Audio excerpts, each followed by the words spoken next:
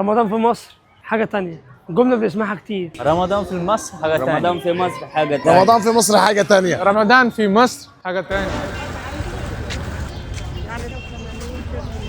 بس انت تعرف ليه رمضان في مصر حاجة تانية؟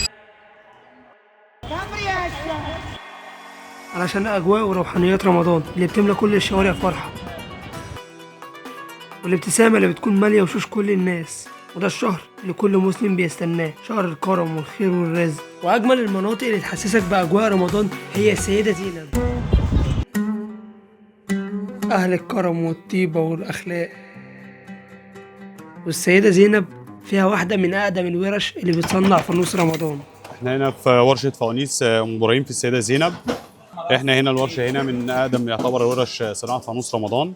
احنا هنا من أجدادي وكده، بقالنا مثلا ممكن حوالي بتاع 80 سنة. وهنا هنعرف منين جه فانوس رمضان، وهنعرف مراحل تصنيع فانوس رمضان المصري. بدأت صناعة فانوس رمضان من العصر الفاطمي. أيام الفاطميين كانوا بيحتفلوا المعز الدين الله الفاطمي يوم 5 رمضان بدأنا نعمل حاجة من فرحتنا بالمعز الدين الله الفاطمي. وتصنيع فانوس رمضان بيعدي على مراحل كتير، وأول مرحلة هي التخريم. بيبقى الصفيح مثلا بيبقى أبيض خالص، بنبدأ نقص الصفيح على المقاس اللي احنا عايزينه، بعد كده بنبدأ نحط عليه الزخرفة والأشكال ديت.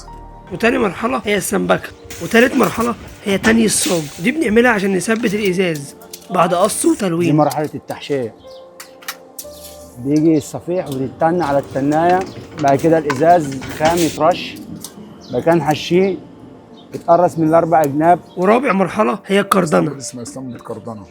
الكردنة بص ديت سادة هنا هي، بعد ما تخش على الكردون كده بتعمل الخرزة دي. الخرزة ديت بتساعد معاهم في ايه؟ في تجميع الحجاب. وخامس مرحلة هي اللحام، ودي أهم وآخر مرحلة. المرحلة دي مرحلة اللحام، تكون من ألفونية وأزير. دي آخر مرحلة بقى في الفانوس كلها. بس ونقفل بقى كده، نبدأ احنا نقفل بقى، هم يجهزوا لنا واحنا نقفل بس.